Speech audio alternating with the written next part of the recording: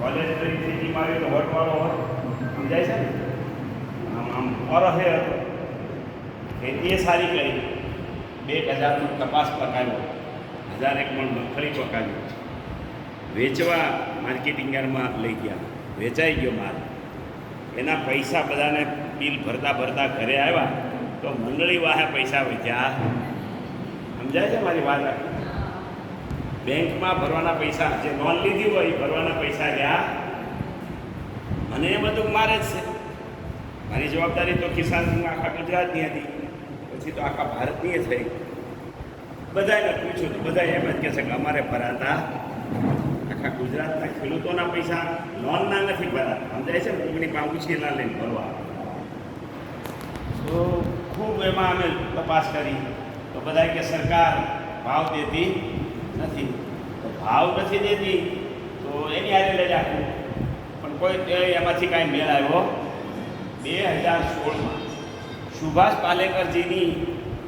ખેતીનો વર્ગ હતો 7 દિવસનો કિસાન સંઘના કાર્ય બોલાવવો પડે અમે હાથ બે ભર્યા હતી ખબર પડી કે હાલો આ તો ભાવ છે માલે પાકે છે પણ વચેટિયા કોઈક લઈ જાય છે સમજાય છે ને બીજા કોઈ લઈ જાય છે વચ્ચેથી તો એ કોણ હશે તો આપણે ભાગવતમાં સાંભળ્યું છે કંસ છે એ મફત દૂધ લઈ જતો સાંભળ્યું છે આપણે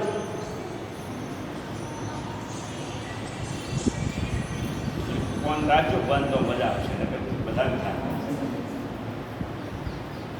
તો કંસ છે આપણે ભાગવત સાંભળ્યું છે મફત દૂધ લઈ જાય છે આ વાત આપણે બધાને ખબર છે મફત એટલે ખેડૂત એ તો રાજા હતો ખેડૂતને જે પડતર થાય એના કરતાં હેઠા ભાવમાં લઈ જાય એટલે ખેડૂત વાહ કાંઈ વધે તો આપણે આજ એ સમજવાનું છે અત્યારે કંસ હશે સમજાય છે ને મારી વાત તેથી તો હતો 5000 વર્ષ અત્યારે હશે તો એક દાખલો છે આ દાખલો એટલા માટે છે કે તમને અંદર ફિટ થાય સમજાય છે મારા ગામમાં એક ભેંસ એને 6-7 લીટર દૂધ છે હવે તો લગભગ સુરત ભાગી ગયા છે અહીંયા તો કોક રહ્યા છે બે તો આટલા બધા દૂધ તો શું કરે ઘરમાં એટલે અમે ચર્ચા કરતા હતા મેં કીધું પણ મંડળી હારે છે ભરી દે ને ભાઈ રોજ પૈસા આવે એટલે મંડળીમાં દૂધ ભરી અમારા ગામનું મંડળીનું દૂધ ગાવડકા છે બધાનું ગાવડકા છે આપણા આખા જિલ્લાનું કારણ કે ત્યાં કૃષિ કેન્દ્ર છે તો એને 2-3 પછી સાંઠા સફાય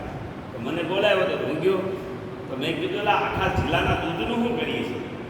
એટલે આપણે પ્રોસેસ નહોતી હમણાં દિલ્હીમાં લાવ્યા છે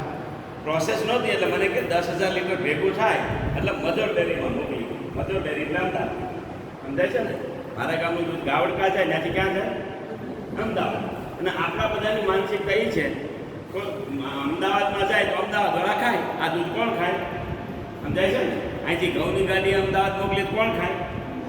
આપણી કલ્પના છે ને શાકભાજી થયું હોય વડિયા મોકલી કોણ ખાય વડિયાવાળા સમજાય છે ને આ બધી આપણી માનસિકતા એટલે દૂધ તો અમારું ગયું અમને એમ કે પૈસા આવશે 2 દી પછી મારે અમદાવાદ જવાનું થાય વહેલો નીકળ્યો એટલે ધંધુકા પાસે સવાર ડ્રાઈવરને ચા પીવી દે તો ઊભા રહ્યા તો ત્યાં 25-30 કન્ટેનર પડ્યા હતા અમૂલ લખેલા તો મેં કીધું આટલા બધા શું હશે મેં કીધું આંદોલન છે કે ના શું છે કે એ કે દૂધના ભાવ તો પણ આટલા બધા ક્યાં થાય એ કે સૌરાષ્ટ્ર સમજાવી કઈ વાત હે આપણે તો અમદાવાદના ખાવા મોકલ્યું મારા દીકરો એને પાછું બોલ્યું